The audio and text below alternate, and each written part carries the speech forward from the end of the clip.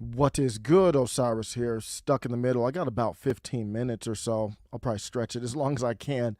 But the Jenna Ellis, it went from falling down like Michael Douglas, but not in a good way, to free falling.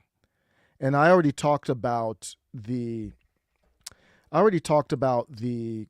kind of the ins and outs of the position. If you don't know, Jenna Ellis has taken a stance that the legislation that passed in Florida is unconstitutional. So she's taken that stance, saying it's unconstitutional, and she's standing by that. And so I'm not going to go into the details. You can look at my last live that was called Falling Down. I went over kind of her argument and why it makes no sense. You don't she's a lawyer, she's an expert, so you have to have that boundary. I'm not a legal expert, but she hasn't what's telling is she hasn't answered simple questions, and I don't think she has a leg to stand on. It's very bizarre. But what I want to, so I don't want to go into why she's accurate or inaccurate. I've already kind of talked about that. But she's still going on. So I want to talk about the kind of the bigger picture of, the concern here I have. There's a couple concerns. And the concern that I have that's bigger than anything is, are you listening to people? Like, because right now it's coming across as Jenna's not listening. So you can get into a position. I'll tell people about. I was in the similar, well, obviously on a very small level with just hundreds of subscribers, but it's the same thought. It's the same thought process, whether you have 10 or a million. It's the same thought process. I'm going to talk about Rush Limbaugh. I'm going to talk about my situation, and then talk about some of the concerns with Jenna that I have. Jenna's still talking the same talk right now. She's still doing the same thing. And I'll show just recently on Twitter here. What really brought me to do this live was somebody sent the link that you can see in real time when someone's losing subscribers. And if I have a position, I don't give a damn about losing subscribers. I do care about the thoughtfulness of my position. So don't get me wrong. I'm not saying just because she's losing subscribers that she needs to change her position. That is not my case. That's not my thought. But since I started watching this, she's probably lost about 4,000 subscribers, and this is just a website where you can kind of see in real time, just on Twitter, subscriber counts. And people were talking about, why is she losing subscribers? And some people were saying, well, it's because she most recently offered to defend Disney against Ron DeSantis. She offered pro bono. And I don't think that's the reason. That's not the reason. When you go on the non-bootlicking left, people are much more open to discussion or debate. There's an array. When you go to the non-left, you've got everyone from libertarians to neocons and all these different ideologies, and they all are out of the established, for the most part. The neocons are in the establishment, but for the most part, everybody's ostracized. Basically, if you don't agree with, Obama recently spoke at Stanford. If you don't agree with Obama's speech at Stanford about basically more censorship in social media, if you don't believe in that, you are now on the right. Because somebody on Twitter just recently said, hey, why are you stuck on the middle? You're a right-wing guy. You're always talking about right-wing talking points. Well, I didn't engage with that because it's just a label. Who cares? But if you're not in the bootlicking left, you're right-wing. They call comic Dave Smith right-wing. They call Eric July right-wing. The right-wing doesn't even mean anything anymore. So my point is, on that side, they are open to debate. The bootlicking left is not. They're much more open to debate. So it's not about the debate of the topic. You could see that in how this played out. When Jenna first came out with it, everyone, that I saw, it was all respectful. Like, wait a second, help me understand. It wasn't attacking her. It was not a cancel culture type of thing. People are just like, What? I don't understand your take here. Let me get clarification. On the left, it's like you're done, you're this. It's all ad hominem. It's all name calling. It's all emotion, pretty much. So the most recent story here, I guess I'll bring this up. I'm just showing the clicker here of she's lost, at least since I started watching, about 4,000 people, which is significant. And that doesn't mean you change your position, but I'm going to talk about what it should mean in a little bit. So Trump lawyer Jenna Ellis has offered to defend Disney against Ron DeSantis and the Florida GOP. So this is an escalation.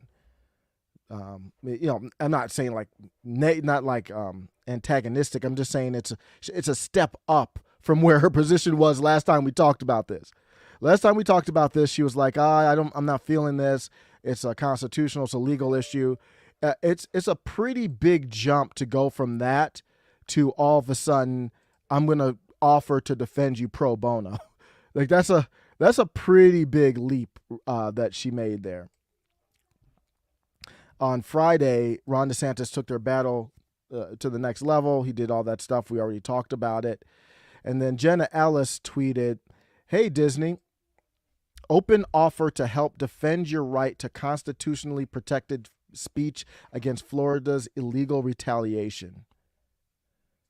And then, so Pete, this is where, in my opinion, she started losing people. I would have to look on the thing, but that's when I saw the conversation go to a whole different place. So it's one thing to say, hey, I'm a little uncomfortable with this. It's another to say, you know what? I'm going to go ahead and I will represent you pro bono. That's a whole nother level. I mean, it would be very similar to me saying, hey, I agree. And I've talked about times when I've agreed with people like Nicole Hannah-Jones. It would be similar to me saying, hey, I agree with Nicole Hannah-Jones on this one thing. And you know what? I'm going to go join her team and start working for her.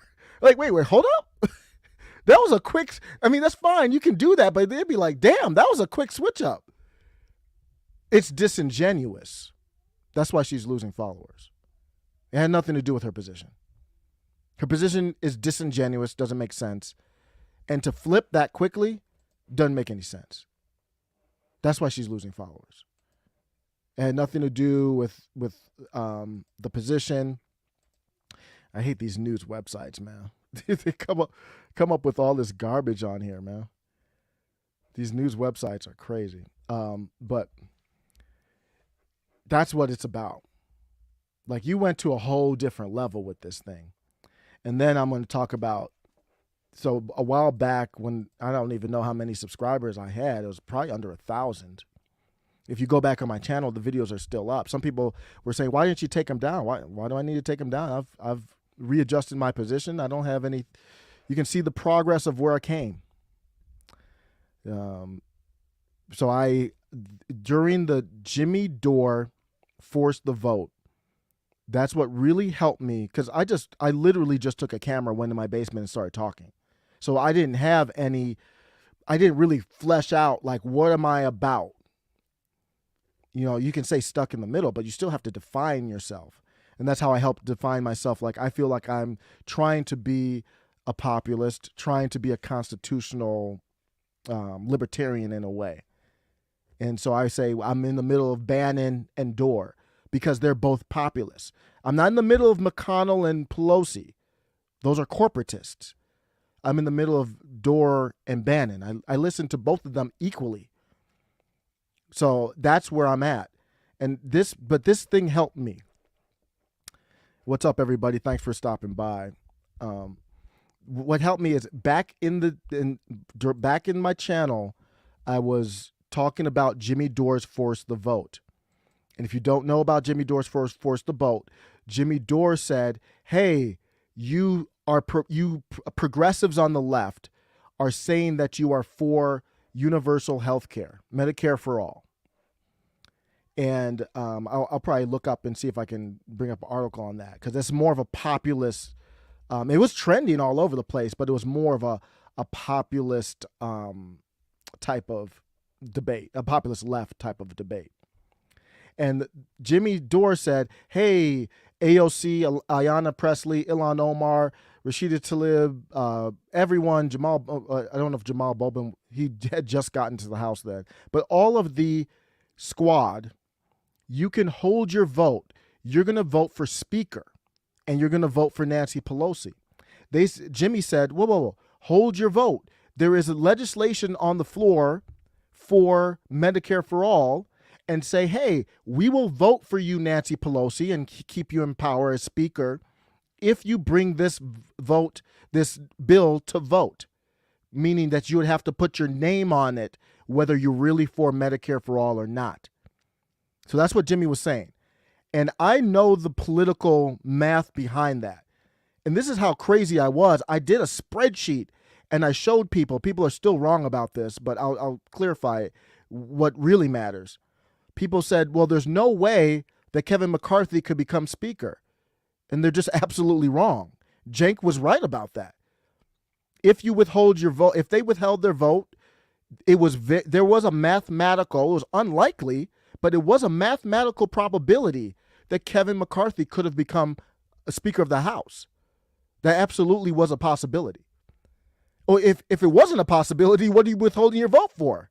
You have no leverage. So from the I'm a very kind of more of an analytical thinker. From the mathematical standpoint, it was force your vote. Nancy, we will make Kevin Speaker if you don't bring it to the floor. That's what it really was about. I don't know why Jimmy didn't acknowledge that. Other people didn't. So I saw that people didn't understand that. So I did videos. They're still on my channel from back in the day. Feels like back in the day. This is like, what, a year ago? Or a little bit more than that. So I did videos telling everybody, yeah, that's the whole point of force the vote. I mean, if you're not going to threaten to get Nancy Pelosi out of Speaker, what are you forcing? What are you withholding? There's no threat. Obviously, the threat is I'm going to let Kevin McCarthy be Speaker if you don't do it. So my concern was like, Jimmy, why don't you say what it really is? That is what it is. And then I got ratioed. I got a lot of negative comments on it. And I was going back and forth with people. I'm like, I got the math here. It's literally right here. And the emotion from people was like, they didn't understand it. They just said, you're a liar and all this kind of stuff. And that was the biggest pushback since I had started the channel that I got. And I'm fine. I'll stand on it. But here's the thing. Rush Limbaugh, I always talk about Rush Limbaugh. Rush Limbaugh is one of my favorite dudes of all time. And of course, asshats are going to confuse that as you must agree with Rush all the time. People are just like the grown adults with the mind of like a 5-year-old. What I like about Rush is he's a pioneer. Without Rush, Rush was the pioneer for all this. YouTube, Crowder, Tim Pool. I mean, not just Rush, but Rush was the greatest, period. The GOAT, period. And I'm not Jimmy Dore, people on the left too, not just right stuff. Rush Limbaugh made it a big deal, radio. And that's all this is right now. You don't really need to see my screen. It's all basically podcasting. It's just radio. And Rush Limbaugh was anti-Trump. A lot of people don't talk about this. I used to listen to Rush every single day. That was that dude. And I don't think he was that strong with it. But if you listen to Rush, you knew he was early on in the Trump stuff. He was not a Trump dude, period. Those are just facts. He was always a Ted Cruz dude, and I get it. Ted Cruz is one of the smartest guys in Congress, and you can see how Ted Cruz and Rush would align a lot. Ted Cruz was an establishment dude, constitutional dude. Rush loved Ted Cruz.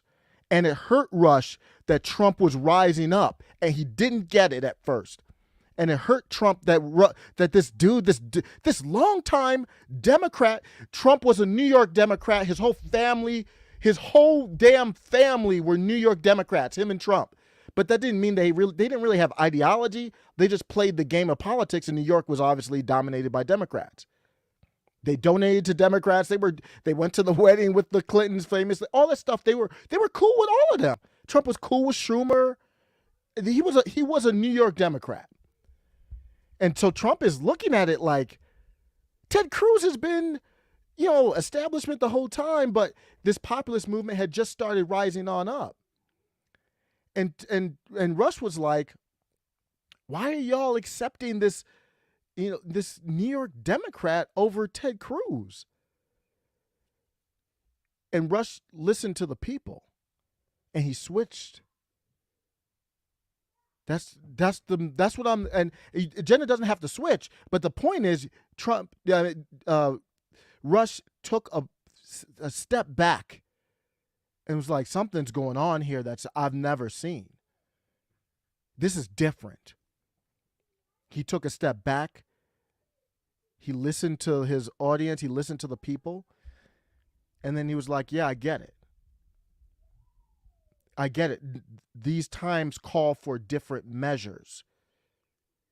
And the same thing happened with Force the Vote. I was like, wait a second. Are you really doing spreadsheets about Kevin McCarthy? What are you really about? Are you really doing spreadsheets about how it's mathematically possible for Kevin McCarthy to be speaker? And then who cares if Jimmy's wrong about that? At the end of the day, he's fighting for what he believes in. Argue on the merits of Medicare for all. Forget about the logistics. And that helped me formulate who I was. And right now, Jenna's in no woman's land. We don't know what the hell she is. She needs to take a step back and figure out. She doesn't know what she is. She needs to take a step back and figure it out. Because she's not standing on principle right now. There's no principle on the argument. She's all emotion. She's doing the same thing and the principle that I found out, and I think shortly after that, Rush passed. And then I was doing, remembering Rush, and I had to formulate thoughts. I was going to do a video. When you do these videos, it forces you to flesh out your thoughts. And I was going to do a video of why I loved Rush. And I'm like, I got to think about it. Why did I like him? Oh, that's why I liked him. Because he always had his pulse with the people. He used humor to actually bring down barriers, to say, race doesn't matter. We can make fun of anybody. He would always play off of Snerdley and stuff like that too. And Jenna's in that moment. She needs to figure out where she's at, because she's in Chris Wallace land right now. She's putting her whole career right now is at risk. And there is no principle in her argument.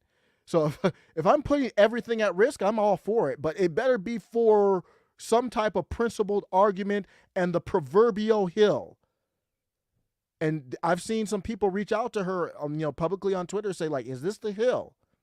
Just make sure, Jenna, her whole career is in danger, period. Credibility, whole career. And it's not because of her take. It's because she's not making any principle sense. And she's coming across as disingenuous. And she's not listening to people.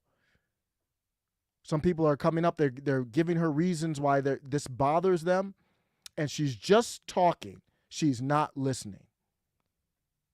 So that's what's really happening here with that counter and everything.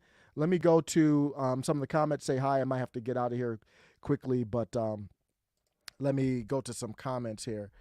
Wow. She needs to be investigated. You talking about Jenna? Oh, wow. People are talking about lawyers are guns for hire. So what I hear is a lack of trust. So whether Jenna's right or wrong, she's got to address that lack of trust. People are losing trust. That's what the essence is. So if she's not addressing that, I don't unfollow. I follow all kinds of people. I follow establishment. So I'm not going to unfollow her, but I am losing respect for her, not from her position, but not addressing that she's losing trust of people. That's crazy.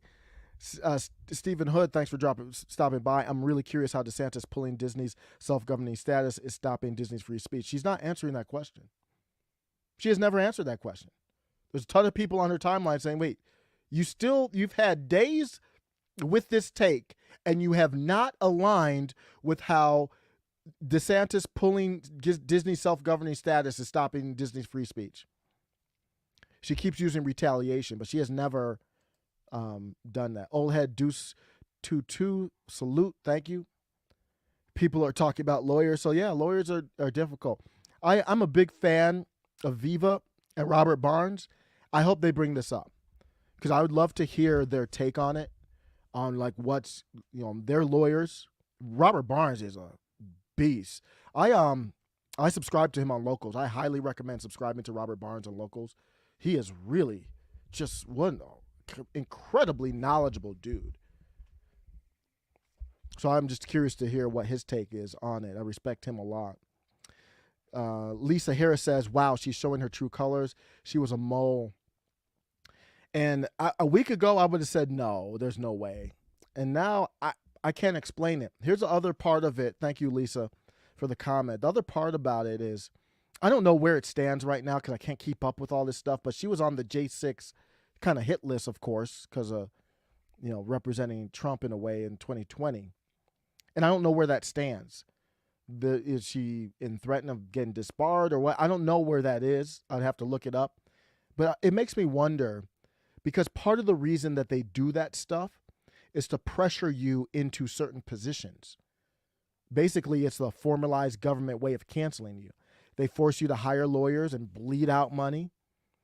They force you to take time on this stuff to take away from your reporting duties, or Alex Jones or anybody else, to take away from what's really impacting culture and politics, that you have to focus on defending yourself with tons of money and time and stress and all that.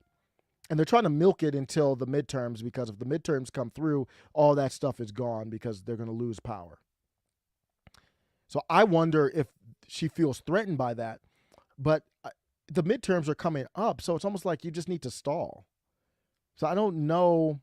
People are just stalling until hopefully there's a red wave, and then boom, Jim Jordan's speaker, or it better not be. So we're going to come up to if there's a red wave, the Republican version of who's going to be speaker. And that's going to be the first test. It can't be Kevin McCarthy. So if you come out, the first test of this red wave is if there is a red wave, I don't even know if there's going to be a midterms, but that's off topic. If there's a midterms, who's going to be speaker? If Kevin McCarthy comes out of that, he's a very savvy politician. Who knows who he has dirt on, or what he is a weasel, and he will weasel his way out of anything. That's how he still survived right now. So if Kevin McCarthy comes out of that speaker vote still as speaker, then you know that the red wave is not a populist one. It's still in its infancy. It's still a baby. If they come out of there with Jim Jordan or Matt Gaetz or whoever, then you'll see, whoa, this is for real. And my point is, whoever has speaker will say, this committee gone, get the hell out of here. Kevin McCarthy would do that too, but I don't think if you watch, I did a video on this, Kevin McCarthy would be happy with the J6 committee. He's just smart enough to know I can't be for this and still keep my job. I don't know what to think about Jenna right now. All I know is I am losing a lot of respect for her, and it's not because of her take. They're very basic questions. So, for example, she, in part of her proof in the interview I did in the last video, she read a tweet from, I think it was a Florida legislator that showed it was retaliation. And I'm like, that's your argument? So after every piece of legislation in every state, we're going to go to Twitter to see what the legislators tweeted, to see if it's retaliation? How many legislators are in Florida, Jenna? Are we going to all of their Twitter accounts? Are we going to say, well, there's this many, so this many said retaliation? And what I don't even understand what the argument is. Is it a certain time frame? So if the legislation passed a month from now and they tweeted it was retaliation, is that bad? It's just not. The argument is just not there. So to see her standing behind it is concerning. And she's literally, her career is free falling. There is no helping. I did the last video. I said, if somebody loves her or cares for her, they better go reach out to her. It's too late now. She got the parachute on. She jumped out. She needs to make sure to pull that cord. There's no pulling her back up. It's free falling. Jennifer Mullen says ridiculous. The argument is you don't need to be a lawyer to understand the argument makes no sense. No, I don't know what the courts would do. Courts are corrupt. They're wrong. I mean, the precedent would be, it would just destroy legislation anywhere. If that's what retaliation looks like, there is no such thing as legislation anymore. All you would have to do is speak out against the government and say, hey, you did this thing, and I don't like it, so it's retaliation. It's bizarre. So yeah, it made me think to see her lose subscribers about how I want to be in touch, just like I talked about abortion. I don't agree with, like in my personal life, I am pro-life. But as far as legislation goes, I am pro-choice. So that's an issue that a lot of people on the channel and I disagree with, but respectfully. But like Ray Studio said he wants to debate. We can debate and talk about it. And we say debate like a professional discussion about it, just to make sure I'm hearing all the sides and not just damn what the people say. I mean, that's just crazy. What's the point of people trying to listen to what you say if you don't listen to them? That's wild. Demon Child says she will do a bad job on purpose, so Disney will. She is pulling the old rope a dope, the Trojan horse, but not being following, so just speculating. Yeah, I don't think she is, because she's putting her career on the line. It could be, who knows? So Demon Child saying that she's just kind of being like a espionage spy type of thing and saying, I'll help you out, but I'm going to sabotage you. So we'll see if Disney, I haven't heard if they're going to sue for sure, but I wouldn't be surprised because there's a lot of money for them. So you might as well. What's up, B. Deering? I'm going to be out. I just wanted to get off my chest the bigger picture of the Jenna Ellis situation and how she's not listening to people. And that's why I do still respect Trump. He has been making adjustment. He still veers off to the side a lot, but for the most part, he still listens to the will of the people. And that's the strength of Trump. That is his only strength. And Jenna, I don't know if she's there. So I don't know what to think of her. I am looking at I'm not a big fan of Jared Kushner. And recently, this is off topic now. I'm going to be out here in a second. I'm just reading into what happened with him and his investment firm and getting $2 billion with a B investment from the Saudis, Prince Salman, and I'm concerned about that. Don't like it. And that was what was his position with Trump, like chief advisor or something like that. Trump I think Trump wanted to get lobbyists out, direct access from him. He didn't want lobbyists to have direct access to him, and surrounded himself with family. And that doesn't mean family can't be corrupt. So just because you don't put lobbyists around yourself, you kick all the lobbyists out, your family can become lobbyists. That's all you did. And I have a serious problem with it. So I'm still reading about it. I'm going to do a video on it, but I want to make sure that I'm knowledgeable on what's happening. I can tell you this. Everything I've read so far, it doesn't look good. It doesn't look good. And it is serious enough for me to say, I didn't vote for Trump in 16 or 20. But I think in 16 I wrote in like Ralph Nader. I forgot who I even wrote in. And then in 2020 I wrote in Andrew Yang, just to know where I'm at. But it is serious enough where it would disqualify Trump for me if I don't get a clear explanation of what's going on. So it's just basically what's happening is, pretend I'm Jared Kushner. I've got an investment firm. So I take your money and invest it to make you more money. And the Saudi prince gives you $2 billion to invest. When you look at investments go up and down. Now, he didn't give him $2 billion to just spend on whatever he wants. He put it in his firm to invest to make more. But, with that comes fees. So Kush is making millions off the fees for managing the money. He didn't make $2 billion. I think a lot of people didn't understand that. It's saying that Kushner got $2 billion from the Saudis. Not exactly, but he is getting millions per year. But my concern is, if your whole firm is built off of the $2 billion from the Saudis, how am I going to vote for you, your father-in-law, when the Saudis might say, hey, I need you to do this, or I'm going to take that $2 billion out your firm? That make no damn sense. So it just can't. If Trump is going to run again, and that deal there, makes me wonder if Trump might not run again. It's the first time I'm really, and he was talking about his health recently. I don't know if Trump's going to run. I really don't. But he's going to have to explain that one to me. Otherwise, there is no chance he will get my vote. B. Deering, I agree about Jared, but also in comparison to what's happening with the big guy. Oh, no, I agree. Yeah. Don't get me wrong. What's happening with the big guy and the laptop from hell is a whole nother level of corruption. And this goes way back. Don't get me wrong on that. Yeah, it's just that's a touchy subject to bring up on YouTube. But even to this day. But that's a whole nother. I haven't really done a video on that because there's tons of videos on it. I don't think I have another take that's unique on that one. And, it's a risk to even talk about it. And so if I'm going to do a risk, maybe I would do it on Locals or something. But I don't think I have a fresh take on that. Not that I always have to have a fresh take, but if I don't have like a take where I feel like I'm bringing at least something that's not being talked about a lot, I'm not as passionate to do it. So I'll do other topics, even if it's something I know won't get views. DF said Trump had his chance and failed the American people. Time. Whew.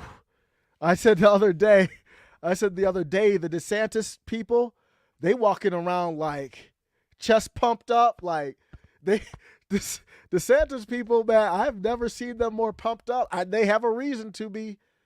DeSantis is out here making a case without needing. I really respect when somebody can make a case for their job, the job that they should have, when they don't even need to say it. DeSantis does not need to say. He hasn't even talked about it, obviously. He does not talk about 2024. He does not talk about being president. But you obviously see he's making moves. DeSantis, I love that approach by DeSantis. He's making moves that are so powerful. He's got people like, wait a second, we might need to go. I mean, the other angle too, Trump would only get 4 years because he had the first term. DeSantis could get in theory, could get 2 terms. I did a video like Trump is Don Dada. He's the Don father. It's a little early for all that. I've been going waffling back and forth, but let me get out of here. I got to get my kids ready for the day and everything. I appreciate the discussion, y'all. Take care.